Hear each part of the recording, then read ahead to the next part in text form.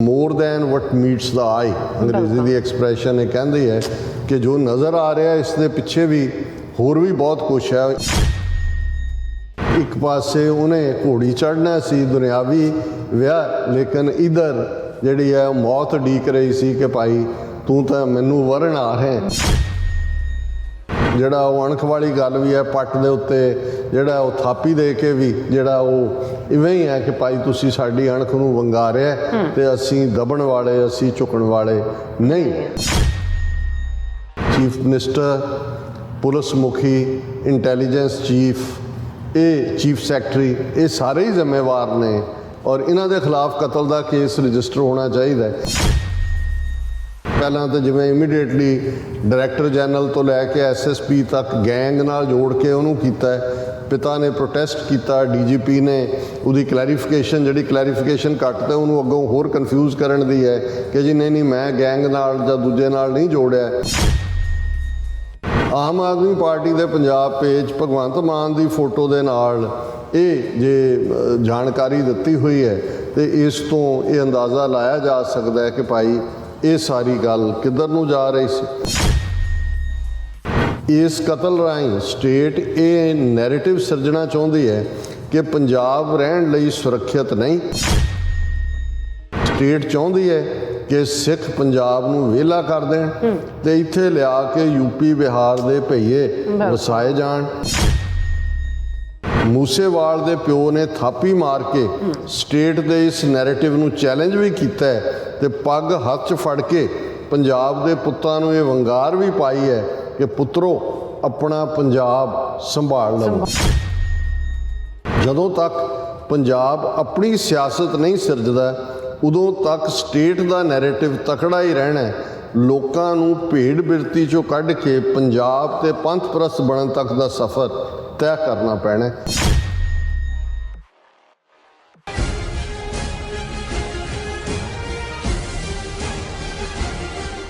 ਵਾਹਿਗੁਰੂ ਜੀ ਕਾ ਖਾਲਸਾ, ਵਾਹਿਗੁਰੂ ਜੀ ਕੀ ਫਤਿਹ। अस्सलाम वालेकुम, आदाब, बरसमाह ਤੁਹਾਡੀ ਹੋਸਟ ਨਿਰਮਲ ਕੌਰ ਤੇ ਮੈਂ ਟੀਵੀ 84 ਦੇ ਸਾਰੇ ਦਰਸ਼ਕਾਂ ਤੇ ਸਰੋਤਿਆਂ ਨੂੰ ਜੀ ਆਇਆਂ ਕਹਿੰਦੀ ਹਾਂ ਪ੍ਰੋਗਰਾਮ ਸੱਚੋ ਸੱਚ ਵਿੱਚ, ਜਿਹੜੇ ਇਸ ਪ੍ਰੋਗਰਾਮ ਨਾਲ ਦੇਸ਼ਾਂ ਵਿਦੇਸ਼ਾਂ ਤੋਂ ਜੁੜ ਚੁੱਕੇ ਨੇ। ਖਾਲਸਾਨਾ ਅਫੇਅਰ ਸੈਂਟਰ ਦੇ ਸੰਚਾਲਕ ਡਾਕਟਰ ਅਮਰਜੀਤ ਸਿੰਘ ਜੀ ਰੋਜ਼ਾਨਾ ਤਰ੍ਹਾਂ ਸਟੂਡੀਓ 'ਚ ਮੇਰੇ ਨਾਲ ਸ਼ਾਮਲ ਨੇ। ਆਓ ਉਹਨਾਂ ਨਾਲ ਗੱਲਬਾਤ ਕਰਕੇ ਅੱਜ ਦੇ ਐਮਿਸ਼ਨ ਉੱਪਰ ਉਹਨਾਂ ਤੋਂ ਉਹਨਾਂ ਦਾ ਤਜ਼ੀਆ ਜਾਣਦੇ ਹਾਂ। ਜੀ ਡਾਕਟਰ ਸਾਹਿਬ, ਵਾਹਿਗੁਰੂ ਜੀ ਕਾ ਖਾਲਸਾ, ਵਾਹਿਗੁਰੂ ਜੀ ਕੀ ਫਤਿਹ। ਹਾਂਜੀ ਨੀਲਮ ਕੌਰ ਜੀ, ਤੁਹਾਨੂੰ ਵੀ ਤੇ ਦੁਨੀਆ ਭਰ 'ਚ ਬੈਠੇ ਸਾਡੇ ਬਹੁਤ ਹੀ ਪਿਆਰੇ, ਸੋਹਣੇ, ਸਿਆਣੇ ਟੀਵੀ 84 ਦੇ ਵਿਊਅਰਸ ਨੂੰ ਵੀ ਵਾਹਿਗੁਰੂ ਜੀ ਕਾ ਖਾਲਸਾ, ਵਾਹਿਗੁਰੂ ਜੀ ਕੀ ਫਤਿਹ। ਤੇ ਸਾਡੇ ਬਹੁਤ ਹੀ ਪਿਆਰੇ ਮੁਸਲਮਾਨ ਭੈਣਾਂ ਭਰਾਵਾਂ ਨੂੰ अस्सलाम वालेकुम। जी डॉक्टर साहब, जी आनू प्रोग्राम सच्चो सच विच बहुत मेहरबानी जी। डॉक्टर साहब, आज 31 मई 2022 17 ਜੇਠ ਨਾਨਕਸ਼ਾਹੀ ਸੰਮਤ 554 ਦਾ ਦਿਨ ਹੈ ਤੇ ਡਾਕਟਰ ਸਾਹਿਬ ਪ੍ਰੋਗਰਾਮ ਸ਼ੁਰੂ ਕਰਨ ਤੋਂ ਪਹਿਲਾਂ ਤੇ ਦਰਸ਼ਕਾਂ ਤੇ ਸਰੋਤਿਆਂ ਨੂੰ ਹਮੇਸ਼ਾ ਤਰ੍ਹਾਂ ਦੱਸਿਓ ਵਿਊਅਰਸ, ਜੇ ਤੁਸੀਂ ਹੱਕ ਸੱਚ ਇਨਸਾਫ ਤੇ ਪੈਰਾ ਦਿੰਦਾ ਇੱਕੋ ਇੱਕ ਚੈਨਲ ਟੀਵੀ 84 ਨੂੰ ਦੇਖਣਾ ਚਾਹੁੰਦੇ ਹੋ ਤਾਂ ਤੁਸੀਂ ਦੇਖ ਸਕਦੇ ਹੋ ਸਪੈਕਟਰਮ ਕੇਬਲ, ਆਰਜਨ ਕੇਬਲ, ਬੈਲ ਫੈਬਕਨ ਕੈਨੇਡਾ, roku, ਜਾਦੂ ਬਾਕਸ, ਸ਼ਾਵਾ, ਫੇਸਬੁੱਕ, ਟੀਵੀ 84 ਦੀ ਐਪ ਰਾਹੀਂ online streaming and IP box ਤੇ ਤੁਸੀਂ ਟੀਵੀ 84 ਨੂੰ ਦੇਖ ਸਕਦੇ ਹੋ। ਵਿਊਅਰਸ, ਜੇ ਤੁਸੀਂ ਟੀਵੀ 84 ਨਾਲ ਜਾਂ ਪ੍ਰੋਗਰਾਮ ਸੱਚੋ ਸੱਚ ਨਾਲ ਫੇਸਬੁੱਕ ਰਾਹੀਂ ਜੁੜੇ ਹੋ ਤਾਂ ਇਸ ਨੂੰ ਵੱਧ ਤੋਂ ਵੱਧ ਲਾਈਕ ਕਰੋ ਤੇ ਸ਼ੇਅਰ ਕਰੋ ਅਤੇ ਨਾਲ ਹੀ YouTube ਤੇ ਸਬਸਕ੍ਰਾਈਬ ਵੀ ਕਰੋ। ਇਹ ਵੀ ਦੱਸ ਦਿਓ ਕਿ ਤੁਸੀਂ ਟੀਵੀ 84 ਦੀ ਐਪ ਨੂੰ ਐਂਡਰੋਇਡ ਐਂਡ ਐਪ ਸਟੋਰ ਤੇ ਡਾਊਨਲੋਡ ਕਰਕੇ ਜੋ ਟੀਵੀ 84 ਦੀ ਲਾਈਵ ਸਟ੍ਰੀਮ ਹੈ ਇਸ ਨੂੰ ਤੁਸੀਂ 24 ਆਵਰਸ ਦੇਖ ਸਕਦੇ ਹੋ। ਵਿਊਅਰਸ, ਪ੍ਰੋਗਰਾਮ ਦੇ ਸ਼ੁਰੂ ਵਿੱਚ ਆਪਾਂ ਗੱਲਬਾਤ ਕਰਾਂਗੇ ਅੱਜ ਦੀ ਸਪਾਂਸਰਸ਼ਿਪ ਦੇ ਹਵਾਲੇ ਨਾਲ ਕਿ ਅੱਜ ਦੇ ਪ੍ਰੋਗਰਾਮ ਸੱਚੋ ਸੱਚ ਨੂੰ ਸਪਾਂਸਰ ਕੀਤਾ ਗਿਆ ਹੈ ਨਿਊਯਾਰਕ ਤੋਂ ਸਰਦਾਰ ਪ੍ਰੀਤ ਇੰਦਰ ਸਿੰਘ ਜੀ ਹੋਰਾਂ ਵੱਲੋਂ। ਸੋ ਇਹਨਾਂ ਨੇ ਟੀਵੀ 84 ਦੀ ਸਮੁੱਚੀ ਟੀਮ ਦਾ ਧੰਨਵਾਦ ਕੀਤਾ ਹੈ ਅਤੇ ਚੜ੍ਹਦੀ ਕਲਾ ਦੀ ਅਰਦਾਸ ਵੀ ਕੀਤੀ ਹੈ। ਸੋ ਅਸੀਂ ਜੂਨ 1984 ਘੱਲੂਘਾਰੇ ਹਫ਼ਤੇ ਦੀ ਵਰ੍ਹੇਗੰਢ ਮਨਾ ਰਹੇ ਹਾਂ ਅਤੇ ਸਮੂਹ ਸ਼ਹੀਦਾਂ ਨੂੰ ਸਜਦਾ ਕਰਦੇ ਹਾਂ। ਉਹਨਾਂ ਸ਼ਹਾਦਤਾਂ ਤੋਂ ਸੇਧ ਲਈ ਅਤੇ ਸਿਧਾਂਤਾਂ ਨੂੰ ਆਪਣੀ ਜ਼ਿੰਦਗੀ ਦਾ ਹਿੱਸਾ ਬਣਾਈਏ ਔਰ ਖਾਲਿਸਤਾਨ ਦੀ ਪ੍ਰਾਪਤੀ ਲਈ ਆਪਣਾ ਬਣਦਾ ਯੋਗਦਾਨ ਪਾਈਏ। ਸੋ ਟੀਵੀ 84 ਦੀ ਵੱਧ ਤੋਂ ਵੱਧ ਮਦਦ ਕਰੀਏ। ਸੋ ਅੱਜ ਦੀ ਸਪਾਂਸਰਸ਼ਿਪ ਲਈ ਅਸੀਂ ਸਰਦਾਰ ਪ੍ਰੀਤ ਇੰਦਰ ਸਿੰਘ ਜੀ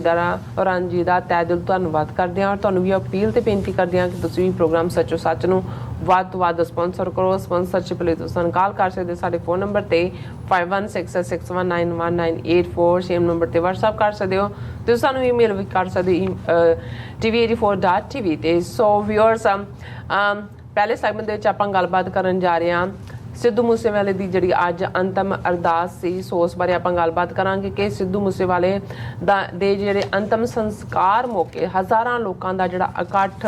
ਵੇਲੇ ਦੀ ਸਰਕਾਰ ਨੂੰ ਸਿੱਧੂ ਮੂਸੇ ਦੇ ਕਤਲ ਲਈ ਜ਼ਿੰਮੇਵਾਰ ਠਹਿਰਾ ਰਿਹਾ ਸੀ। ਸੋ ਇਹੋ ਜਿਹੇ ਜਿਹੜੇ ਜਜ਼ਬਾਤਾਂ ਦਾ ਪ੍ਰਗਟਾਵਾ ਹੀ ਸਿੱਧੂ ਮੂਸੇਵਾਲੇ ਦੇ ਪਿਤਾ ਰਾਹੀਂ ਕੀਤਾ ਗਿਆ। ਸੋ ਅੱਡ-ਅੱਡ ਹਲਕਿਆਂ ਵੱਲੋਂ ਇਸ ਪਿੱਛੇ ਡੂੰਘੀ ਸਾਜ਼ਿਸ਼ ਹੋਣ ਦੇ ਖਦਸ਼ੇ ਜਿਹੜੇ ਨੇ ਉਹ ਪ੍ਰਗਟਾਏ ਜਾ ਰਹੇ ਨੇ। ਸੋ ਇਸ ਬਾਰੇ ਆਪਾਂ ਗੱਲਬਾਤ ਕਰਨ ਜਾ ਰਹੇ ਹਾਂ। ਸੋ ਅਸੀਂ ਚਾਹਾਂਗੇ ਕਿ ਤੁਸੀਂ ਨਾਲ ਇਸੇ ਤਰ੍ਹਾਂ ਬਣੇ ਰਹਿਣਾ। ਦੇਖਣ ਸੁਣ ਲਈ ਤੁਹਾਡਾ ਸਭ ਦਾ ਬਹੁਤ-ਬਹੁਤ ਧੰਨਵਾਦ ਜੀ। ਡਾਕਟਰ ਸਾਹਿਬ ਕੀ ਵਿਚਾਰਾਂ ਨੇ? ਦੇਖੋ, ਸਭ ਤੋਂ ਪਹਿਲਾਂ ਤਾਂ ਅਸੀਂ ਅੱਜ ਦੇ ਪ੍ਰੋਗਰਾਮ ਨੂੰ ਸਪਾਂਸਰ ਕਰਨ ਲਈ ਸਰਦਾਰ ਪ੍ਰੀਤਿੰਦਰ ਸਿੰਘ ਜੀ, ਜਿਹੜੇ ਨਿਊਯਾਰਕ 'ਚ ਹੀ ਰਹਿੰਦੇ ਨੇ, ਅਕਸਰ ਗੁਰਦੁਆਰਾ ਸਾਹਿਬ, ਸੰਤ ਸਾਗਰ, ਦੂਸਰੀਆਂ ਥਾਵਾਂ ਦੇ ਉੱਤੇ ਮਿਲਦੇ ਰਹਿੰਦੇ ਨੇ, ਪੰਥ ਪ੍ਰੇਮ ਦੇ ਵਿੱਚ ਪੂਰੇ ਇਮਰਸ ਨੇ ਜੀ। ਔਰ ਅੱਜ ਜਦੋਂ ਅਮਰਵੀਰ ਸਿੰਘ ਹੋਰਾਂ ਨਾਲ ਉਹਨਾਂ ਦੀ ਗੱਲ ਹੋਈ, ਉਹਨਾਂ ਤੋਂ ਇਹ ਦੁਖਦ ਖਬਰ ਵੀ ਮਿਲੀ ਕਿ ਉਹਨਾਂ ਦਾ ਬੇਟਾ ਪਰਮਜੀਤ ਸਿੰਘ, ਜਿਹੜੇ ਕੁਝ ਮਹੀਨੇ ਪਹਿਲਾਂ ਜਿਹੜਾ ਉਹਨਾਂ ਨੂੰ ਸਟ੍ਰੋਕ ਹੋਇਆ, ਉਹ ਬੜੇ ਯੰਗ ਉਮਰ ਦੇ ਵਿੱਚ ਅਜੇ ਉਹਨਾਂ ਦੀ ਸਿੰਘਣੀ ਥੋੜ੍ਹੀ ਦੇਰ ਪਹਿਲਾਂ ਹੀ, ਕੁਝ ਮਹੀਨੇ ਪਹਿਲਾਂ ਹੀ ਅਮਰੀਕਾ 'ਚ ਆਏ। ਔਰ ਉਹ ਇਸ ਵੇਲੇ ਇੱਕ ਉਸ ਸਟੇਜ 'ਤੇ ਨੇ ਜਦੋਂ ਕਿ ਤੁਸੀਂ ਸਟ੍ਰੋਕ ਵੱਲ ਦੇਖਦੇ ਹੋ ਤਾਂ ਬਹੁਤ ਕੁਝ ਡਾਕਟਰ ਤਾਂ ਆਪਣਾ ਕਰ ਲੈਂਦੇ ਨੇ ਜੋ ਉਹਨਾਂ ਨੇ ਸਰਜਰੀ ਜਾਂ ਦੂਸਰਾ ਕਰਨੀ ਹੁੰਦੀ ਹੈ, ਪਰ ਬਾਕੀ ਕੁਦਰਤ ਦੇ ਉੱਤੇ ਹੀ ਹੁੰਦਾ ਹੈ ਕਿ ਰਿਕਵਰੀ ਕਿਵੇਂ ਹੁੰਦੀ ਹੈ, ਕਿੰਨੀ ਹੁੰਦੀ ਹੈ। ਸੋ ਅਸੀਂ ਪ੍ਰੀਤਿੰਦਰ ਸਿੰਘ ਜੀ, ਜਿਹੜੇ ਪੰਥ ਨੂੰ ਪਿਆਰ ਕਰਦੇ ਨੇ, ਸਾਨੂੰ ਪਿਆਰ ਕਰਦੇ ਨੇ, TV 84 ਦੇ ਵਿਊਅਰ ਵੀ ਨੇ, ਉਹਨਾਂ ਦੇ ਜਿੱਥੇ ਉਹਨਾਂ ਦੀ ਸਪੋਰਟ ਲਈ ਸ਼ੁਕਰੀਆ ਅਦਾ ਕਰਦੇ,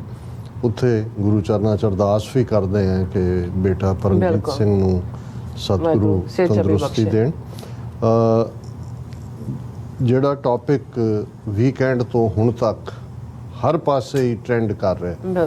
ਔਰ ਇਹ ਜਦੋਂ ਅਸੀਂ ਗਮ ਦੀਆਂ ਘੜੀਆਂ ਦੇਖਦੇ ਹਾਂ, ਅਫਸੋਸ ਦੇਖਦੇ ਹਾਂ, ਔਰ ਮੈਂ ਸਮਝਦਾ ਹਾਂ ਵੀ ਜਿੰਨੇ ਅਥਰੂ ਇਹਨਾਂ ਪਿਛਲੇ 72 ਘੰਟਿਆਂ ਦੇ ਵਿੱਚ ਪੰਜਾਬ ਨੂੰ ਪਿਆਰ ਕਰਨ ਵਾਲੇ, ਪੰਜਾਬੀ ਤਹਿਜ਼ੀਬ ਨੂੰ ਪਿਆਰ ਕਰਨ ਵਾਲੇ ਲੋਕਾਂ ਨੇ ਘੇਰੇ ਨੇ, ਇਹ ਆਪਣੇ ਆਪ 'ਚ ਇਸ ਗੱਲ ਦਾ ਸਬੂਤ ਹੈ ਕਿ ਵੀ ਬੇਸ਼ੱਕ ਫੇਮ, ਕਾਮਯਾਬੀ, ਪੈਸਾ, ਇਹਨਾਂ ਦਾ ਇੱਕ ਆਪਣਾ ਮੁਕਾਮ ਹੁੰਦਾ ਹੈ, ਲੇਕਿਨ ਪਤਾ ਨਹੀਂ ਇਹ ਵੀ ਕੁਦਰਤ ਨੇ ਜਾਂ ਉਸ ਵਿਧਾਤਾ ਨੇ ਜਿਸ ਨੇ ਕਿਸਮਤ ਲਿਖੀ ਹੁੰਦੀ ਹੈ। ਔਰ ਮੈਨੂੰ ਮੇਰੇ ਮਨ ਦੇ ਵਿੱਚ ਜਿਹੜਾ ਉਹ ਸ਼ਿਵ ਬਟਾਲਵੀ ਦੀਆਂ ਇਹ ਲਾਈਨਾਂ ਵੀ ਆ ਰਹੀਆਂ ਨੇ ਕਿਤੇ ਨਾ ਕਿਤੇ ਕਿ ਅਸਾਂ ਤਾਂ ਜੋਬਨ ਰੁੱਤੇ ਮਰਨਾ, ਤੁਰ ਜਾਣਾ ਅਸਾਂ ਭਰੇ ਭਰਾਏ, ਹਿਜਰ ਤੇਰੇ ਦੀ ਕਰ ਪਰਕਰਮ। ਹੁਣ ਕਿਉਂਕਿ ਸ਼ਿਵ ਕੁਮਾਰ ਬਟਾਲਵੀ ਵੀ ਪੰਜਾਬੀ ਸਾਹਿਤ ਦੇ ਵਿੱਚ ਇੱਕ ਆਪਣੀ ਕਿਸਮ ਦਾ ਯੂਨੀਕ ਸ਼ਾਇਰ ਹੋਇਆ, ਪਰ ਜਵਾਨੀ ਦੇ ਵਿੱਚ ਉਹ ਤੁਰ ਗਿਆ ਦੁਨੀਆ ਤੋਂ। ਔਰ ਉਸਨੇ ਜਿਹੜਾ ਸ਼ਾਹਕਾਰ, ਖਾਸ ਤੌਰ 'ਤੇ ਲੂਣਾ, ਜਿਸ ਨੂੰ ਸਾਹਿਤ ਅਕਾਡਮੀ ਅਵਾਰਡ ਵੀ ਮਿਲਿਆ, ਉਹ ਆਪਣੇ ਆਪ 'ਚ ਬੇਸ਼ੱਕ ਇਹ ਗਮ ਦੇ ਗੀਤ ਔਰ ਇਸ ਨਾਲ ਜੁੜੀਆਂ ਹੋਈਆਂ ਜਿਹੜੀਆਂ ਨੇ ਉਹ ਡਿਫਰੈਂਟ ਓਪੀਨੀਅਨਸ ਵੀ ਹਰ ਇੱਕ ਦੇ ਹੁੰਦੇ ਨੇ, ਲੇਕਿਨ ਮੈਂ ਗੱਲ ਇਸ ਵੇਲੇ ਕਰ ਰਿਹਾ ਕਿ ਬਹੁਤ ਵਾਰ ਜਿਹੜੇ ਇੱਕਦਮ ਭਬਾਕੇ ਵਾਂਗ ਹੁੰਦੇ ਨੇ, ਜਿਨ੍ਹਾਂ ਨੂੰ ਰੱਬ ਸ਼ੋਹਰਤ ਦਿੰਦਾ ਹੈ, ਪੈਸਾ ਦਿੰਦਾ ਹੈ, ਨਾਂ ਦਿੰਦਾ ਹੈ, ਪਤਾ ਨਹੀਂ ਉਹਨਾਂ ਦੀ ਖੇਡ ਵੀ ਜਲਦੀ ਮੁੱਕ ਜਾਂਦੀ ਹੈ। ਔਰ ਇਹੀ ਗੱਲ, ਔਰ ਇਸ ਦੀ ਕਿਤੇ ਨਾ ਕਿਤੇ ਜਿਹਦੇ ਲਈ ਅੰਗਰੇਜ਼ੀ ਦਾ ਲਫ਼ਜ਼ ਪ੍ਰੀਮੋਨੀਸ਼ਨ ਹੁੰਦਾ ਹੈ,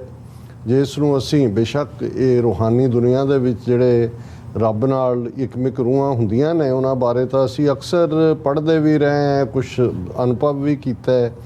ਕਿ ਉਹ, ਔਰ ਸਾਡੇ ਜਿਹੜੇ ਬਜ਼ੁਰਗਾਂ ਦੇ ਵਿੱਚ ਵੀ ਤੁਹਾਨੂੰ ਉਹ ਮਿਲ ਜਾਣਗੇ ਜਿਨ੍ਹਾਂ ਨੇ ਚੰਗੀ ਉਮਰ ਭੋਗੀ, ਫਿਰ ਉਹ ਕਹਿਣਗੇ ਜੀ ਅਖੰਡ ਪਾਠ ਸਾਹਿਬ ਰਖਾਣਾ ਹੈ, ਉਹ ਆਪਣੇ ਸਾਰੇ ਧੀਆਂ ਪੁੱਤਰ ਵੈਲ ਵਿਸ਼ਰਸ ਨੂੰ ਸੱਦ ਕੇ ਔਰ ਐਨ ਜਦੋਂ ਪੂਰਾ ਭੋਗ ਪਿਆ ਉਸ ਸ਼ਾਮ ਚੰਗੀ ਭਲੀ ਮਾਤਾ ਪਤਾ ਲੱਗਿਆ ਜਾਂ ਪਿਤਾ ਉਹ ਤੁਰ ਗਏ ਨੇ। ਸੋ ਇਹ ਪ੍ਰੀਮੋਨੀਸ਼ਨ ਤਾਂ ਇੱਕ ਰੂਹਾਨੀਅਤ ਦੇ ਨਾਲ ਜੁੜੀ ਹੋਈ ਗੱਲ ਹੈ, ਜਿਹਦੇ 'ਚ ਕਿ ਤੁਸੀਂ ਦੇਖ ਸਕਦੇ ਹੋ ਕਿ ਤੁਹਾਡਾ ਜੀਵਨ ਦਾ ਸਫ਼ਰ ਮੁੱਕਣ ਵਾਲਾ ਹੈ। ਪਰ ਕੁਛ ਜਿਹੜੇ ਇਹ ਅੱਗ ਦੇ ਭਬੂਕੇ ਵਰਗੇ ਹੁੰਦੇ ਨੇ, ਉਹਨਾਂ ਦਾ ਕੁਛ ਐਸਾ ਚੱਲ ਰਿਹਾ ਹੁੰਦਾ ਹੈ, ਸ਼ਾਇਦ ਉਹਨਾਂ ਨੂੰ ਉਹ ਜਾ ਉਸੇ ਪਾਸੇ ਹੀ ਰਹੇ ਹੁੰਦੇ ਨੇ, ਕਿਉਂਕਿ ਅਸੀਂ ਜਿਹੜੇ ਕਿ ਰੱਬ ਦੇ ਵਿੱਚ ਯਕੀਨ ਰੱਖਣ ਵਾਲੇ ਲੋਕ ਹੈ, ਅਸੀਂ ਮੰਨਦੇ ਹਾਂ ਕਿ ਭਾਈ ਮਰਨ ਲਿਖਾਏ ਮੰਡਲ ਮੇ ਆਏ, ਆਉਣ ਤੋਂ ਪਹਿਲਾਂ ਦੁਨੀਆ 'ਚ ਮੌਤ ਲਿਖੀ ਹੁੰਦੀ ਹੈ। ਇਹ ਵੀ ਅਸੀਂ ਸਮਝਦੇ ਹਾਂ ਕਿ ਭਾਈ ਇਹ ਜਿਹੜਾ ਮੌਤ ਦਾ ਵਕਤ ਥਾਂ, ਜਿਹਨੂੰ ਕਬੀਰ ਸਾਹਿਬ ਨੇ ਫਰਮਾਇਆ, ਕਬੀਰ ਕਿਉਂ ਜਾਣਾ ਕਿਵ ਮਰੇਂਗੇ, ਕੈਸਾ ਮਰਨਾ ਹੋਏ, ਜੇਕਰ ਸਾਹਿਬ ਮਨੋ ਨਾ ਵਿਸਰੈ ਤਾਂ ਸਹਿਲਾ ਮਰਨਾ ਹੋਏ। ਕਿ ਕਿਵੇਂ ਕਿੱਥੇ ਮੌਤ ਹੋਏਗੀ ਇਹ ਕੋਈ ਵੀ ਨਹੀਂ ਜਾਣਦਾ। ਤੇ ਇਹੀ ਰੱਬ ਦਾ ਫਕੀਰ, ਰੱਬ ਦਾ ਬੰਦਾ ਰੱਬ ਤੋਂ ਮੰਗਦਾ ਹੈ ਕਿ ਭਾਈ ਅਖੀਰਲੇ ਸਾਹ ਤੱਕ ਮੇਰੀ ਪ੍ਰੀਤ ਨਿਭੇ, ਮੈਂ ਤੇਰੇ ਤੋਂ ਨਾ ਟੁੱਟਿਆ ਹੋਵਾਂ, ਜਦੋਂ ਵੀ ਜਿੱਥੇ ਵੀ ਮੈਂ ਜਾਵਾਂ ਜਾਣ ਤੱਕ ਮੇਰੀ ਤੇਰੇ ਨਾਲ ਪ੍ਰੀਤ ਪੁੱਗੇ। ਹੁਣ ਜਦੋਂ ਅੱਜ ਵੀ ਸਾਰੇ ਮੈਂ ਦੇਖ ਰਿਹਾ ਸੀ ਵੀ ਈਵਨ ਇੰਗਲਿਸ਼ ਟ੍ਰਿਬਿਊਨ ਵਰਗਾ ਅਖਬਾਰ ਜਿਨ੍ਹਾਂ ਨੂੰ ਅਕਸਰ ਪੰਜਾਬ ਜਾਂ ਸਿੱਖਾਂ ਨਾਲ ਸੰਬੰਧਿਤ ਕੋਈ ਖਬਰ ਜਿਹੜੀ ਆ ਉਹ 1-2 ਕਾਲਮ ਦੇ ਵਿੱਚ ਡਿਸਮਿਸ ਕਰ ਦਿੰਦੇ ਨੇ, ਸਾਰਾ ਪੰਜਾਬ ਸੈਕਸ਼ਨ ਉਹਨਾਂ ਦਾ ਮੇਨ ਸੈਕਸ਼ਨ ਟ੍ਰਿਬਿਊਨ ਇੰਗਲਿਸ਼, ਔਰ ਇਸੇ ਤਰ੍ਹਾਂ ਈਵਨ ਭਾਰਤ ਦੀਆਂ ਦੂਸਰੀ ਪਬਲੀਕੇਸ਼ਨਸ ਉਹਨਾਂ ਦਾ ਜਿਹੜਾ ਇਲੈਕਟ੍ਰੋਨਿਕ ਮੀਡੀਆ ਉਹ ਚਰਚਾ ਹੀ ਇਹ ਕਰ ਰਿਹਾ। ਔਰ ਮੈਂ ਵੀ, ਕਿਉਂਕਿ ਜਦੋਂ ਤੁਸੀਂ ਕਿਸੇ ਟੌਪਿਕ ਨਾਲ ਥੋੜ੍ਹਾ ਬਹੁਤ ਜੁੜਦੇ ਹੋ ਉਹਦੇ ਬਾਰੇ ਤੁਸੀਂ ਹੋਰ ਵੀ ਜਾਣਨਾ ਚਾਹੁੰਦੇ ਹੋ, ਮੈਨੂੰ ਇਸ ਗੱਲ ਦਾ ਅਹਿਸਾਸ ਨਹੀਂ ਸੀ ਕਿ ਜਿਹੜੀ ਪੰਜਾਬੀ ਮਿਊਜ਼ਿਕ ਇੰਡਸਟਰੀ ਹੈ, ਇਹ ਜਿਹੜੀ ਰਿਪੋਰਟ ਮੈਂ NDTV ਦੀ ਦੇਖ ਰਿਹਾ ਸੀ ਕਿ ਦੁਨੀਆ ਦੀ ਤੀਸਰੀ ਸਭ ਤੋਂ ਵੱਡੀ ਕਮਾਈ ਵਾਲੀ ਇੰਡਸਟਰੀ ਹੈ, ਸਭ ਤੋਂ ਦੁਨੀਆ ਦੀ ਵਰਲਡ। ਔਰ ਉਹਦੇ 'ਚ ਸਭ ਤੋਂ ਉੱਪਰ ਜਿਹੜੀ ਹੈ ਉਹ ਅੰਗਰੇਜ਼ੀ ਹੈ, ਜ਼ਾਹਰ ਹੈ, ਨੰਬਰ 2 ਤੇ ਹਿੰਦੀ ਹੈ 1800 ਕਰੋੜ ਦਾ। ਔਰ ਇਹ ਪੰਜਾਬ ਦੀ ਜਿਹੜੀ ਮਿਊਜ਼ਿਕ ਇੰਡਸਟਰੀ ਇਹ 700 ਜਾਂ 800 ਕਰੋੜ ਤੋਂ ਜ਼ਿਆਦਾ, ਜਿਹੜਾ ਕਿ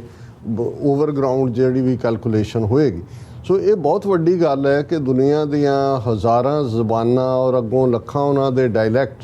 ਔਰ ਉਹਨਾਂ ਦੇ ਵਿੱਚ ਜਿਹੜਾ ਇਸ ਲੈਵਲ ਦੇ ਉੱਤੇ ਪੰਜਾਬੀ ਗਾਇਕੀ ਜਿਹੜੀ ਹੈ, ਇਹਦੇ ਬਾਵਜੂਦ ਕਿ ਇੱਕ ਵੱਡਾ ਹਿੱਸਾ ਪੰਜਾਬ ਦਾ ਜਿਹੜਾ ਸਾਡਾ ਲਹਿੰਦਾ ਪੰਜਾਬ ਹੈ, ਉੱਥੇ ਵੀ ਨਾ ਪ੍ਰਾਇਮਰੀ ਸਕੂਲਾਂ 'ਚ ਪੰਜਾਬੀ ਪੜ੍ਹਾਈ ਜਾਂਦੀ ਹੈ, ਨਾ ਹੀ ਉਹਨਾਂ ਦੀਆਂ ਨੈਸ਼ਨਲ ਅਸੈਂਬਲੀ ਜਾਂ ਸਟੇਟ ਅਸੈਂਬਲੀਜ਼ ਦੇ ਵਿੱਚ ਪੰਜਾਬੀ ਬੋਲਣ ਦਾ ਜਿਹੜਾ ਉਹ ਬੋਲ ਸਕਦਾ ਕੋਈ ਰੈਕਗਨੀਸ਼ਨ ਨਹੀਂ ਹੈ। ਸਾਡੇ ਪੰਜਾਬ 'ਚ ਇੰਨੀ ਸਟਰਗਲ ਕਰਕੇ ਜੇ ਪੰਜਾਬੀ ਸੂਬਾ ਬਣਿਆ ਹੀ ਹੈ, ਪਰ ਸਕਸੈਸਿਵ ਹਕੂਮਤਾਂ ਦਾ ਤੁਸੀਂ ਦੇਖੋਗੇ ਰਵੱਈਆ, ਔਰ ਨਜ਼ਰ ਆਏਗਾ ਤੁਹਾਨੂੰ ਕਿ ਬਹੁਤ ਸਾਰਾ ਕੰਮ ਕਿਤੇ ਅੰਗਰੇਜ਼ੀ 'ਚ ਹੋ ਰਿਹਾ, ਕਿਤੇ ਹਿੰਦੀ ਵਿੱਚ ਵਾੜ ਰਹੇ ਨੇ। ਪਰ ਇਹਦੇ ਬਾਵਜੂਦ ਕਿਉਂਕਿ ਉਸ ਸਾਡੀ ਤਹਿਜ਼ੀਬ ਦੇ ਵਿੱਚ ਇਕੱਲਾ ਇਹੀ ਨਹੀਂ ਕਿ ਜਦੋਂ ਅਸੀਂ 5-6 ਹਜ਼ਾਰ ਸਾਲ ਦੀ ਇੰਡਸ ਵੈਲੀ ਸਿਵਲਾਈਜੇਸ਼ਨ ਤੋਂ ਦੇਖਦੇ ਹਾਂ, ਜਾਂ ਲੋਕਾਂ ਦੀ ਤਰਬੀਅਤ ਦੇ ਵਿੱਚ, ਜਾਂ ਉਸ ਧਰਤੀ 'ਤੇ ਜਿੱਥੇ 6 ਰੁੱਤਾਂ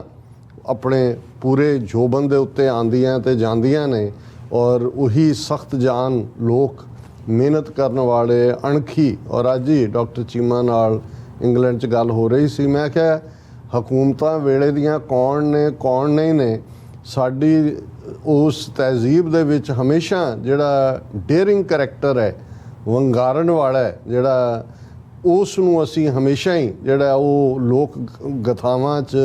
ਲੋਕ ਕਥਾਵਾਂ 'ਚ, ਲੋਕ ਗੀਤਾਂ 'ਚ ਆ ਜਾਂਦਾ। ਉਹ ਭਾਵੇਂ ਫਿਰ ਦੁੱਲਾ ਭੱਟੀ ਹੋਏ ਤੇ ਉਹ ਭਾਵੇਂ ਜੱਗਾ ਜੱਟ ਹੋਏ, ਜਾਂ ਉਹ ਜਿਹੜਾ ਜਿਉਣਾ ਮੋੜ ਹੋਏ, ਜਿੱਥੇ ਅਸੀਂ ਇੱਕ ਤਾਂ ਸਾਡੇ ਮਜ਼ਹਬੀ ਹੀਰੋ ਨੇ ਉਹਨਾਂ ਦੀ ਤਾਂ ਅਸੀਂ ਗੱਲ ਕਰਦੇ ਹੀ ਹਾਂ ਕਿ ਭਾਈ ਵੰਗਾਰਨ ਵਾਲੇ, ਪਰ ਈਵਨ ਜਿਨ੍ਹਾਂ ਨੂੰ ਵੇਲੇ ਦੀਆਂ ਹਕੂਮਤਾਂ ਨੇ ਬਾਗੀ ਜਾਂ ਡਾਕੂ ਜਾਂ ਦੂਜਾ ਕਿਹਾ,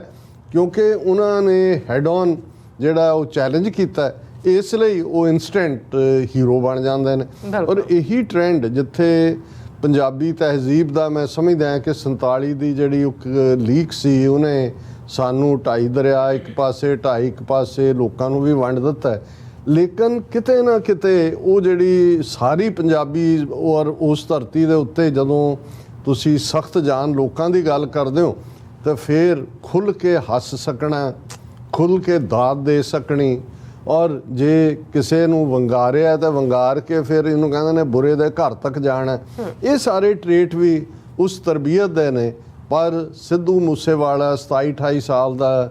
ਗੱਭਰੂ ਜਿਹੜਾ ਚੋਬਰ ਵੀ ਆਪਣੇ ਆਪ ਨੂੰ ਕਹਿੰਦਾ ਹੈ, ਆਪਣੇ ਆਪ ਨੂੰ ਜੱਟ ਕਹਿ ਕੇ ਵੀ ਪ੍ਰਾਈਡ ਲੈਂਦਾ ਹੈ, ਉਸ ਧਰਤੀ ਦਾ ਆਪਣਾ ਪੁੱਤਰ ਕਹਿ ਕੇ ਵੀ ਆਪਣੇ ਆਪ ਨੂੰ ਪ੍ਰਾਈਡ ਲੈਂਦਾ। ਇਹ ਲਫ਼ਜ਼ ਸਾਰੇ ਹੀ ਕਿਉਂਕਿ ਉਸ ਧਰਤੀ ਦੇ ਨਾਲ ਜੁੜੇ ਹੋਏ ਨੇ, ਇਸ ਲਈ ਲਹਿੰਦੇ ਪੰਜਾਬ ਦੇ ਵਿੱਚ ਵੀ ਮੈਂ ਕੱਲ੍ਹ ਵੀ ਗੱਲ ਕੀਤੀ ਸੀ, ਔਰ ਕੱਲ੍ਹ ਹੀ ਰਾਜਾ ਰਜ਼ਾਕ ਜਿਹੜੇ ਸਾਡੇ ਮਿੱਤਰ ਨੇ ਉਹਨਾਂ ਦੀ ਕਾਲ ਆਈ, ਉਹਨਾਂ ਨੇ ਅਫਸੋਸ ਕੀਤਾ, ਉਹ ਕਹਿਣ ਲੱਗੇ ਜੀ ਮੈਂ ਜਿਹੜਾ ਪਿੱਛੇ ਕਾਲ ਕੀਤੀ ਤੇ ਮੇਰੀ ਭੈਣ ਨੇ ਕਿਹਾ ਵੀ ਭਣੇਵਾ ਮੇਰਾ ਉਹ ਤਾਂ ਕੁਝ ਖਾ ਹੀ ਨਹੀਂ ਰਿਹਾ ਪਿਛਲੇ ਦਿਨ ਤੋਂ, ਸੋਗ ਦੇ ਵਿੱਚ ਹੈ, ਅਫਸੋਸ ਦੇ ਵਿੱਚ ਹੈ। ਔਰ ਅੱਜ ਮੈਂ BBC ਪੰਜਾਬੀ ਸਰਵਿਸ ਤੋਂ ਦੇਖ ਰਿਹਾ ਸੀ ਕਿ ਪਾਕਿਸਤਾਨ ਦੇ ਲੋਕਾਂ ਦਾ ਕੀ ਰਿਐਕਸ਼ਨ ਹੈ। ਇਕੱਲਾ ਇੱਕ ਤਾਂ ਟਵਿੱਟਰ ਟ੍ਰੈਂਡ ਪੜ੍ਹੇ ਲਿਖੇ ਜਿਹੜੇ ਨੇ ਉਹ ਟਵਿੱਟਰ ਜਾਂ ਦੂਜੇ ਤਾਂ ਨੇ ਕਾਮਨ, ਉਹਦੇ 'ਚ 5-6 ਕਾਮੈਂਟ ਸੀ ਤੇ ਇਵੇਂ ਹੀ ਸੀ ਕਿ ਜਿਵੇਂ ਲੱਗੇ ਕਿ ਭਾਈ ਉਸ ਪੀੜ ਨੂੰ ਕਿੰਨਾ ਡੂੰਘਾ ਮਹਿਸੂਸ ਕਰ ਰਹੇ ਨੇ। ਸੋ ਇਹਦੇ ਚੋਂ ਜਿੱਥੇ ਇੱਕ ਤਾਂ ਮੈਂ ਜ਼ੁਬਾਨ ਦੀ ਸਾਂਝ ਦੀ ਗੱਲ ਕਰਦਾ ਕਿ ਪੰਜਾਬੀ ਜਿੱਥੇ ਖੁੱਲ੍ਹ ਕੇ ਹੱਸਦਾ ਔਰ ਪੰਜਾਬੀ ਬੀਟ, ਪੰਜਾਬੀ ਆਵਾਜ਼ ਔਰ ਪੰਜਾਬੀ ਬੇਸ਼ੱਕ ਜਿਹੜੇ ਸਾਡੇ ਨਾਲ ਜੁੜਿਆ ਹੋਇਆ ਸਭ ਕੁਛ ਹੀ ਉਹ ਜ਼ੋਰ ਮੰਗਦਾ ਹੈ। ਜ਼ੋਰ ਦੇ ਵਿੱਚ ਹੇਕ ਵੀ ਹੈ, ਉਹ ਲੰਮੀ ਤੁਸੀਂ ਹੇਕ ਦੇ ਵਿੱਚੋਂ ਜ਼ੋਰ ਦੇ ਵਿੱਚ ਤੁਹਾਡਾ ਨੱਚਣਾ ਵੀ ਹੈ, ਜ਼ੋਰ ਦੇ ਵਿੱਚ ਵੰਗਾਰਨਾ ਵੀ ਹੈ। ਉਹ ਸਾਰਾ ਜਦੋਂ ਤੁਸੀਂ ਉਸ ਧਰਤੀ ਦੇ ਖਮੀਰ ਦੀ ਗੱਲ ਕਰਦੇ ਹੋ ਤਾਂ ਉਸ ਦੇ ਵਿੱਚ ਗੈਰਤ, ਅਣਖ ਔਰ ਵੰਗਾਰ ਔਰ ਇਹੀ ਜਿਹੜੀ ਗੱਲ ਜਦੋਂ ਪ੍ਰੋਫੈਸਰ ਪੂਰਨ ਸਿੰਘ ਪੰਜਾਬ ਦੀ ਗੱਲ ਕਰਦੇ ਆ, ਕਹਿੰਦੇ ਨੇ ਕਿ ਇਹ ਬੇਪਰਵਾਹ ਪੰਜਾਬ ਦੇ ਮੌਤ ਨੂੰ ਮਖੌਲਾਂ ਕਰਨ, ਮਰਨ ਥੀ ਨਹੀਂ ਡਰਦੇ, ਪਿਆਰ ਨਾਲ ਇਹ ਕਰਨ ਗੁਲਾਮੀ, ਜਾਨ ਕੋ ਆਪਣੀ ਵਾਰ ਦਿੰਦੇ, ਪਰ ਟੈ ਨਾ ਮੰਨਣ ਕਿਸੇ ਦੀ, ਖਲੋ ਜਾਣ ਡਾਂਗਾਂ ਮੋਢੇ ਤੇ ਉਲਾਰ ਕੇ। ਹੁਣ ਇਹ ਸਾਰੇ ਟ੍ਰੇਟਸ ਜਿਹੜੇ ਇੱਕ ਉਸ ਸੁਸਾਇਟੀ ਦੇ ਵਿੱਚ ਜਿੱਥੇ ਸਮੱਸਿਆਵਾਂ ਦਾ ਹੜ੍ਹ ਆਇਆ ਹੋਇਆ, ਇਹਦੇ 'ਚ ਕੋਈ ਦੋ ਰਾਵਾਂ ਨਹੀਂ ਨੇ। ਔਰ ਅੱਜ ਹੀ ਇੱਕ ਟੀਵੀ ਚੈਨਲ ਦੇ ਉੱਤੇ ਮੈਂ ਦੇਖ ਰਿਹਾ ਸੀ ਜਿਹੜੀ ਬੀਬੀ ਨਰੂਲਾ ਗਾਇਕਾ ਜਸਵਿੰਦਰ ਨਰੂਲਾ, ਉਹ ਆਪਣਾ ਦੇ ਰਹੀ ਸੀ ਕਿ ਜੀ ਮੈਂ 8 ਸਾਲ ਦੇ ਉਮਰ ਤੋਂ ਸ਼ੁਰੂ ਕੀਤਾ, ਹੁਣ ਮੈਨੂੰ 48 ਸਾਲ ਹੋ ਗਏ ਨੇ ਗਾਉਂਦਿਆਂ। ਦੂਜਾ ਪਰ ਇਹ ਜਿਸ ਕਿਸਮ ਦਾ ਹੁਣ ਗਾਇਕੀ ਦੇ ਵਿੱਚ ਹਥਿਆਰ ਜਾਂ ਦੂਸਰੀਆਂ ਚੀਜ਼ਾਂ ਦੀ ਗੱਲ ਸ਼ੁਰੂ ਹੋਈ, ਇਹ ਜਿਹੜੀ ਹੈ ਯੰਗਰ ਫੋਲੋ ਕਰਦੇ ਨੇ ਉਹਨਾਂ ਨੂੰ ਦੂਸਰਾ। ਪਰ ਇਹ ਵੀ ਦੇਖਣਾ ਹੋਏਗਾ ਕਿ ਜਿਸ ਸੱਭਿਆਚਾਰ ਦੇ ਵਿੱਚ, ਜਿਸ ਤਹਿਜ਼ੀਬ 'ਚ ਲੋਕਾਂ ਦੇ ਮੁੱਢਲੇ ਹੱਕ ਖੋਏ ਜਾ ਰਹੇ ਹੋਣ, ਜਿੱਥੇ ਜਵਾਨੀ ਦੇ ਸਾਹਮਣੇ ਹਨੇਰਾ ਹੋਏ, ਕਿਉਂਕਿ ਇੱਕ ਪਾਸੇ ਤੁਸੀਂ ਉਹਨਾਂ ਨੂੰ ਸਟੇਟ ਨੇ ਇੱਕ ਪਲੈਨਡ ਤਰੀਕੇ ਦੇ ਨਾਲ ਡਰੱਗਸ ਦੇ ਹਵਾਲੇ ਕੀਤਾ, ਇੱਕ ਜਨਰੇਸ਼ਨ ਤੁਸੀਂ ਪੂਰੀ ਦੀ ਪੂਰੀ ਮਾਰ ਮੁਕਾਈ ਹੈ, ਉਹਨਾਂ ਦਾ ਤੁਸੀਂ ਰੋਲ ਮਾਡਲ ਉਹਨਾਂ ਤੋਂ ਖੋਹ ਲਏ, ਕਿਉਂਕਿ ਜਿਨ੍ਹਾਂ ਨੂੰ ਤੁਸੀਂ ਮਾਰ ਮੁਕਾਇਆ ਹੈ, ਜਿਨ੍ਹਾਂ ਦਾ ਵਿੱਚ ਗੈਰਤ ਔਰ ਅਣਖ ਸੀ, ਉਹਨਾਂ ਨੂੰ ਤੁਸੀਂ ਡਿਮੋਨਾਈਜ਼ ਕੀਤਾ, ਉਹਨਾਂ ਨੂੰ ਤੁਸੀਂ ਦਹਿਸ਼ਤਗਰਦੀ ਦੇ ਖਾਤੇ 'ਚ ਪਾਇਆ।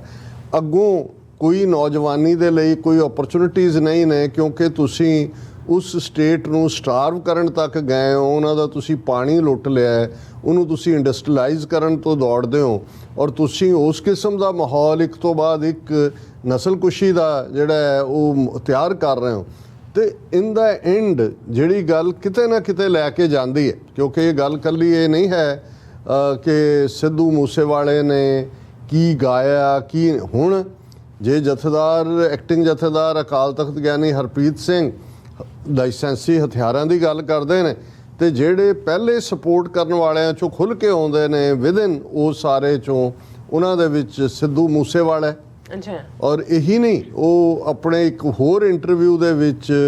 ਜੋ 84 ਦੇ ਵਿੱਚ ਦਰਬਾਰ ਸਾਹਿਬ ਦੇ ਘੱਲੂਘਾਰੇ ਦੇ ਮੌਕੇ ਹੁੰਦਾ ਔਰ ਜਿਵੇਂ ਸਿੱਖ ਜਿਹੜੇ ਨੇ ਉਹ ਆਪਣੇ ਡਿਫੈਂਸ ਦੇ ਲਈ ਹਥਿਆਰ ਚੁੱਕਦੇ ਨੇ, ਉਹ ਉਹਨਾਂ ਨੂੰ ਜਸਟੀਫਾਈ ਕਰਦੇ ਨੇ। ਹੁਣ ਇਹ ਜਦੋਂ ਤੁਸੀਂ ਇਹ ਇੱਕ ਬੈਕਗਰਾਊਂਡ 'ਚ ਚੱਲ ਰਿਹਾ ਹੁੰਦਾ ਹੈ, ਕਿਉਂਕਿ ਜਦੋਂ ਤੁਸੀਂ ਉਸ ਸਾਰੇ ਮਾਹੌਲ 'ਚ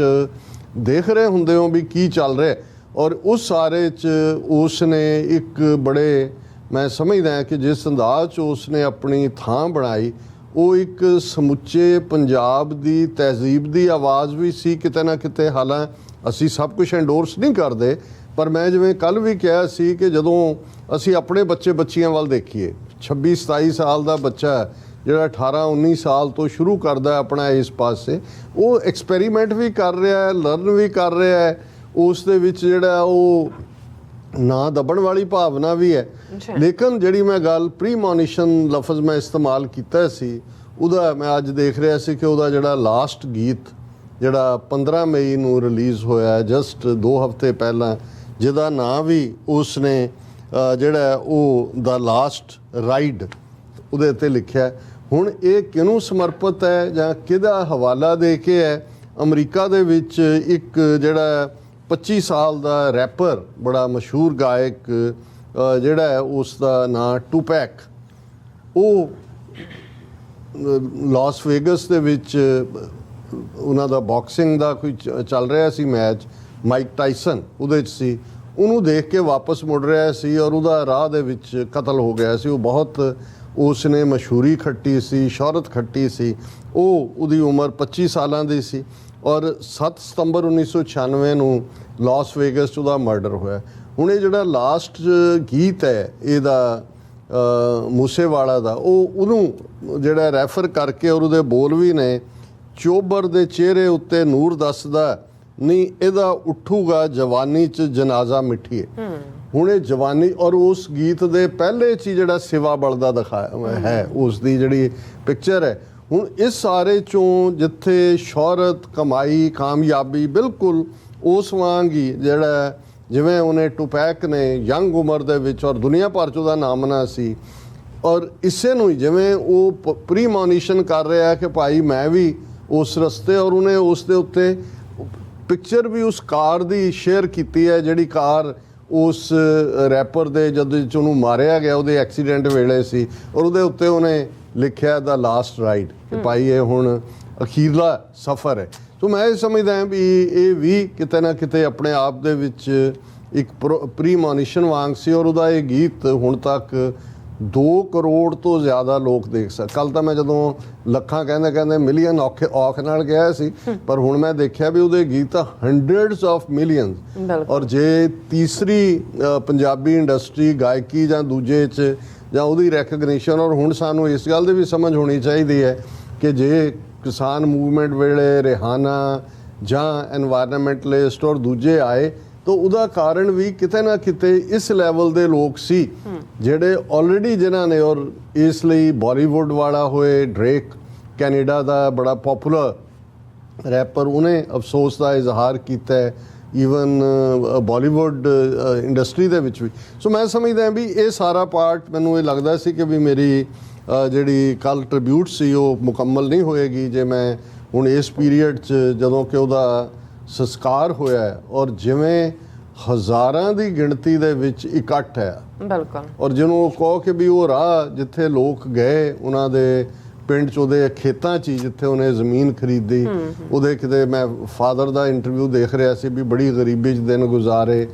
ਕਿਤੇ ਇੱਕ ਵਾਰ ਬਿਮਾਰ ਸੀ ਔਰ ਉਹਨੇ ਕਿਹਾ ਜੀ ਕਿ ਮੈਂ ਜੋ ਕੋਈ ਆਪਣੀ ਸਾਈਕਲ ਵੇਚ ਦਿੱਤੀ ਉਹਦੇ ਇਲਾਜ ਲਈ ਔਰ ਮੈਂ ਦਿਹਾੜੀ ਕੀਤੀ 30 ਰੁਪਏ ਦੀ ਔਰ ਦੂਸਰਾ। ਔਰ ਇਸ ਕਿਸਮ ਦੇ ਵਾਕਿਆਤ ਜਦੋਂ ਤੁਸੀਂ ਸ਼ੇਅਰ ਕਰਦੇ ਹੋ ਲੋਕਾਂ ਨੂੰ ਇਹ ਲੱਗਦਾ ਹੈ ਕਿ ਭਾਈ ਇੱਕ ਪਾਸੇ ਰੈਗਸ ਟੂ ਰਿਚਿਸ ਔਰ ਆਪਣੀ ਮਿਹਨਤ ਦੇ ਨਾਲ ਆਪਣੇ ਬਲਬੂਤੇ ਤੇ ਆਪਣਾ ਇੱਕ ਆਜ਼ਾਦਾਨਾ ਅੰਦਾਜ਼, ਨਾ ਦਬਣ ਵਾਲਾ ਨਾ ਝੁਕਣ ਵਾਲਾ, ਤੇ ਦੂਸਰੇ ਪਾਸੇ ਜੋਬਨ ਰੁੱਤ 'ਤੇ ਤੁਰ ਜਾਣਾ। ਔਰ ਉਹਨਾਂ ਹਾਲਾਤਾਂ 'ਚ ਜਦੋਂ ਅਸੀਂ ਇੱਕ ਪਾਸੇ ਲੋਕਾਂ ਦੇ ਪਿਆਰ ਦਾ ਸੈਲਾਬ ਹੈ, ਹੜ੍ਹ ਹੈ, ਔਰ ਦੂਸਰੇ ਪਾਸੇ ਉਹਨਾਂ ਦੇ ਪਿਤਾ ਜਦੋਂ ਕਿ ਉਹ ਸਾਰੇ ਉਹ ਅਖੀਰਲੇ ਪਲ ਅਗਲੇ ਮਹੀਨੇ ਉਹਦਾ ਵਿਆਹ ਹੋਣਾ, ਔਰ ਮਾਂ ਨੇ ਜਿੱਥੇ ਉਸ ਦੀ ਅਰਥੀ ਨੂੰ ਸਜਾਇਆ ਸਿਹਰਾ ਬੰਨ੍ਹ ਕੇ, ਉਹ ਜਦੋਂ ਉਹਦੇ ਕੇਸ ਵਾਹ ਰਹੀ ਹੈ, ਮੈਂ ਹੁਣੇ ਆਪਣੇ ਟੈਕਨੀਕਲ ਟੀਮ ਨੂੰ ਮੈਂ ਕਹਿ ਰਿਹਾ ਸੀ, ਮੈਂ ਕਿਹਾ ਵੀ ਜਿਨ੍ਹਾਂ ਨੇ ਦੇਖਿਆ ਵੀ ਮਾਵਾਂ ਦੇ ਲਈ ਪੁੱਤ ਜਿੰਨੇ ਮਰਜ਼ੀ ਜਵਾਨ ਹੋਣ, ਉਹ ਪਲ ਹੁੰਦੇ ਨੇ ਜਦੋਂ ਕਿ ਉਹ ਬਚਪਨ 'ਚ ਕੇਸ ਧੋ ਕੇ ਜੂੜਾ ਕਰਨਾ ਔਰ ਉਹ ਸਾਰੇ ਨੂੰ, ਔਰ ਉਹ ਜਿਵੇਂ ਤੁਸੀਂ ਦੂਲਹਾ ਬਣਾਉਣ ਦੇ ਲਈ ਤਿਆਰੀ ਕਰਦੇ ਹੋ, ਪਿਤਾ ਨੇ ਦਸਤਾਰ ਸਜਾਈ ਔਰ ਉਸ 'ਤੇ ਸਿਹਰਾ ਸਜਾਇਆ ਗਿਆ ਕਿ ਬੇਸ਼ੱਕ ਇਹ ਕੁਦਰਤ ਦੇ ਹੱਥ ਹੁੰਦਾ ਹੈ ਕਿ ਭਾਈ ਇੱਕ ਪਾਸੇ ਉਹਨੇ ਘੋੜੀ ਚੜ੍ਹਨਾ ਸੀ ਦੁਨਿਆਵੀ ਵਿਆਹ, ਲੇਕਿਨ ਇਧਰ ਜਿਹੜੀ ਹੈ ਮੌਤ ਉਡੀਕ ਰਹੀ ਸੀ ਕਿ ਭਾਈ ਤੂੰ ਤਾਂ ਮੈਨੂੰ ਵਰਨ ਆ ਰਿਹਾ। ਔਰ ਉਹ ਸਾਰੇ ਜਜ਼ਬਾਤੀ ਮਾਹੌਲ 'ਚ ਵੀ ਜੇ ਉਹਨਾਂ ਦਾ ਪਿਤਾ ਵੰਗਾਰ ਕੇ ਕਹਿੰਦਾ ਇੱਕ ਸਟੇਜ ਤੇ ਭਾਵਕ ਹੋ ਕੇ ਆਪਣੀ ਉਹ ਦਸਤਾਰ ਵੀ ਲਾ ਦਿੰਦੇ ਨੇ, ਹਾਲਾਂ ਉਹ ਗੱਲ ਮੈਨੂੰ ਨਹੀਂ ਚੰਗੀ ਲੱਗੀ ਕਿਉਂਕਿ ਸਿੱਖ ਐਂਗਲ ਤੋਂ ਅਸੀਂ ਡਿਫਰੈਂਟਲੀ ਦੇਖਦੇ ਹਾਂ, ਲੇਕਿਨ ਉਹ ਇਹ ਕਹਿੰਦਾ ਹੈ ਕਿ ਭਾਈ ਇਹ ਕਤਲ ਸਰਕਾਰ ਨੇ ਕੀਤਾ। ਔਰ ਫਿਰ ਉਹ ਜਿਹੜਾ ਉਹ ਅਣਖ ਵਾਲੀ ਗੱਲ ਵੀ ਹੈ, ਪੱਟ ਦੇ ਉੱਤੇ ਜਿਹੜਾ ਉਹ ਥਾਪੀ ਦੇ ਕੇ ਵੀ ਜਿਹੜਾ ਉਹ ਇਵੇਂ ਹੀ ਹੈ ਕਿ ਭਾਈ ਤੁਸੀਂ ਸਾਡੀ ਅਣਖ ਨੂੰ ਵੰਗਾਰਿਆ ਤੇ ਅਸੀਂ ਦਬਣ ਵਾਲੇ, ਅਸੀਂ ਝੁਕਣ ਵਾਲੇ ਨਹੀਂ। ਹੁਣ ਇਹ ਜਿਹੜਾ ਸਾਰਾ ਮਾਹੌਲ ਹੈ, ਔਰ ਇੱਕ ਪਾਸੇ ਤੁਸੀਂ ਡੀਸੈਂਸਿਟਾਈਜੇਸ਼ਨ ਦੇਖੋ ਸਿਸਟਮ ਦੀ, ਪੰਜਾਬ ਸਰਕਾਰ ਜਿਵੇਂ ਅਸੀਂ ਕੱਲ੍ਹ ਵੀ ਕਿਹਾ ਸੀ, ਚੀਫ ਮਿਨਿਸਟਰ, ਪੁਲਿਸ ਮੁਖੀ, ਇੰਟੈਲੀਜੈਂਸ ਚੀਫ, ਇਹ ਚੀਫ ਸੈਕਟਰੀ, ਇਹ ਸਾਰੇ ਹੀ ਜ਼ਿੰਮੇਵਾਰ ਨੇ ਔਰ ਇਹਨਾਂ ਦੇ ਖਿਲਾਫ ਕਤਲ ਦਾ ਕੇਸ ਰਜਿਸਟਰ ਹੋਣਾ ਚਾਹੀਦਾ ਹੈ। ਪਰ ਸਿਸਟਮ ਵੱਲੋਂ ਜਾਂ ਸਰਕਾਰ ਵੱਲੋਂ ਭਾਵੇਂ ਤੁਸੀਂ ਆਪਣੇ ਬਚਾਅ ਲਈ ਕੋਈ ਡੈਮੇਜ ਕੰਟਰੋਲ ਹੀ ਕਰੋ,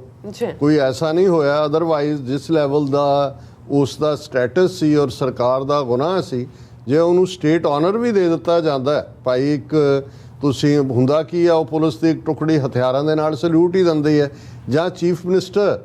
ਖੁਦ ਜਿਹੜਾ ਹੈ ਜਾਂਦਾ ਹੈ ਉਸ ਮੌਕੇ ਦੇ ਉੱਤੇ। ਲੇਕਿਨ ਮੈਂ ਸਮਝਦਾ ਵੀ ਇਸ ਦੀ ਦਾ ਇਹਨਾਂ ਨੂੰ ਜਿਵੇਂ ਇਹਨਾਂ ਨੇ ਕੈਲਸਨੈਸ ਦਾ ਪ੍ਰਗਟਾਵਾ ਕੀਤਾ ਹੈ, ਕੰਸਪੀਰੇਸੀ ਦਾ ਕਿਤੇ ਨਾ ਕਿਤੇ ਆ ਜਾਏਗਾ ਵੀ ਕੀ ਹੈ। ਹਾਲਾਂ ਇਹਨਾਂ ਨੇ ਤਾਂ ਉਹ ਸਾਰੇ ਨੂੰ ਦਬਾਉਣ ਦੇ ਲਈ ਹੋ ਗਿਆ ਕਿ ਜੀ ਪਹਿਲਾਂ ਤਾਂ ਜਿਵੇਂ ਇਮੀਡੀਏਟਲੀ ਡਾਇਰੈਕਟਰ ਜਨਰਲ ਤੋਂ ਲੈ ਕੇ ਐਸਐਸਪੀ ਤੱਕ ਗੈਂਗ ਨਾਲ ਜੋੜ ਕੇ ਉਹਨੂੰ ਕੀਤਾ ਹੈ। ਪਿਤਾ ਨੇ ਪ੍ਰੋਟੈਸਟ ਕੀਤਾ, ਡੀਜੀਪੀ ਨੇ ਉਹਦੀ ਕਲੈਰੀਫਿਕੇਸ਼ਨ ਘੱਟ ਤੇ ਉਹਨੂੰ ਅੱਗੋਂ ਹੋਰ ਕਨਫਿਊਜ਼ ਕਰਨ ਦੀ ਹੈ ਕਿ ਜੀ ਨਹੀਂ ਮੈਂ ਗੈਂਗ ਨਾਲ ਜਾਂ ਦੂਜੇ ਨਾਲ ਨਹੀਂ ਜੋੜਿਆ। ਔਰ ਉਹਨੇ ਵੀ ਕਿਹਾ ਵੀ ਜਦੋਂ ਤੱਕ ਉਹ ਨਹੀਂ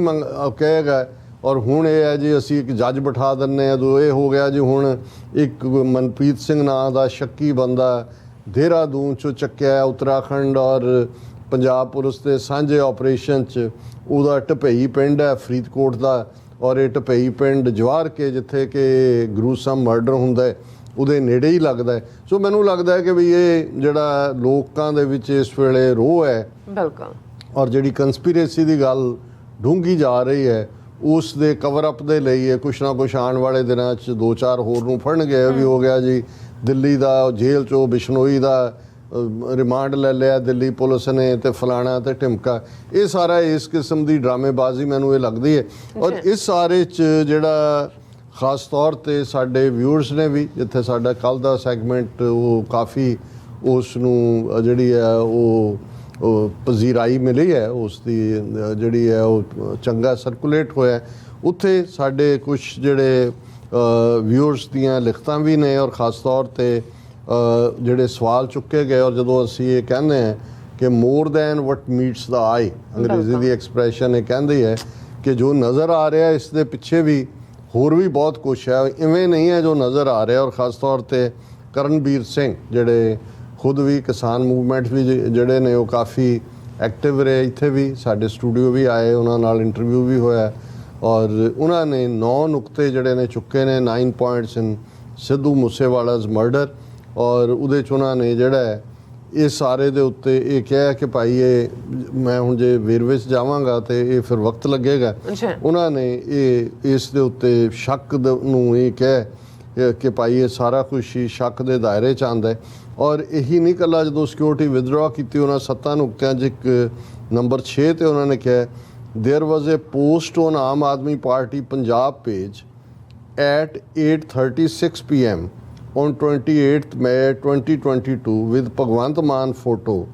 that Moosewala security has been withdrawn।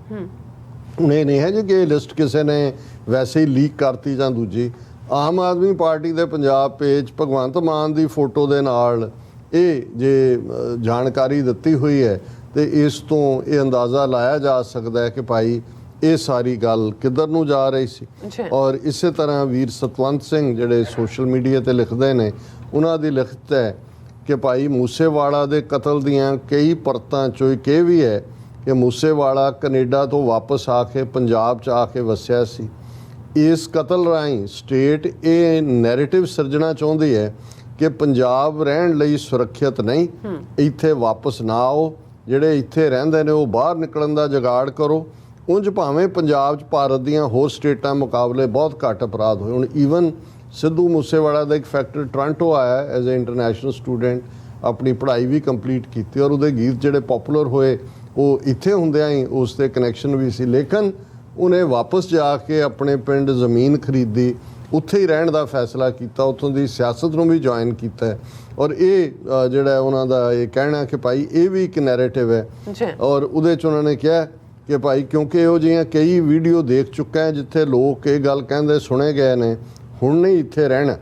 State ਨੇ ਮਾਪਿਆਂ ਨੂੰ ਲੱਗਣ ਲਾ ਦੇਣਾ ਕਿ ਕਿਵੇਂ ਨਾ ਕਿਵੇਂ ਆਪਣੇ ਜਵਾਕਾਂ ਨੂੰ ਇੱਥੋਂ ਬਾਹਰ ਕੱਢੋ। ਜਿਹੜੇ ਬਾਹਰੋਂ ਵਾਪਸ ਪੰਜਾਬ ਆ ਕੇ ਵਸਣਾ ਚਾਹੁੰਦੇ ਨੇ ਉਹਨਾਂ ਲਈ ਵੀ ਇਹ ਸਨੇਹ ਵਾਂਗ ਹੈ ਕਿ ਤੁਹਾਡਾ ਹਾਲ ਵੀ ਦੀਪ ਸਿੱਧੂ, ਸੰਦੀਪ ਸਿੰਘ ਨੰਗਲ ਅੰਬੀਆ ਜਾਂ ਸਿੱਧੂ ਮੂਸੇਵਾਲਾ ਵਾਲਾ ਹੋਵੇਗਾ, ਕਿਉਂਕਿ ਤਿੰਨੋਂ ਹੀ ਸਕਸੈਸਫੁਲ ਆਪਣੇ ਕਰੀਅਰ 'ਚ ਪਰ ਜਾ ਕੇ ਵਾਪਸ ਆਪਣੀ ਧਰਤੀ ਦੇ ਉੱਤੇ। ਦੀਪ ਸਿੱਧੂ ਵੀ ਬੰਬੇ 'ਚ ਰਹਿੰਦਾ ਹੈ ਤੇ ਠੀਕ ਹੈ, ਸੇਫ ਹੈ, ਪਰ ਉਹ ਵਾਪਸ ਮੁੜਦਾ ਹੈ ਔਰ ਇਹ ਤਿੰਨਾਂ ਦਾ ਹੀ ਕੀ ਹਸ਼ਰ ਹੁੰਦਾ ਹੈ। ਫਿਰ ਉਹਨਾਂ ਨੇ ਕਿਹਾ ਵੀ ਸਟੇਟ ਚਾਹੁੰਦੀ ਹੈ ਕਿ ਸਿੱਖ ਪੰਜਾਬ ਨੂੰ ਵਿਹਲਾ ਕਰ ਦੇਣ ਤੇ ਇੱਥੇ ਲਿਆ ਕੇ ਯੂਪੀ ਬਿਹਾਰ ਦੇ ਭਈਏ ਵਸਾਏ ਜਾਣ।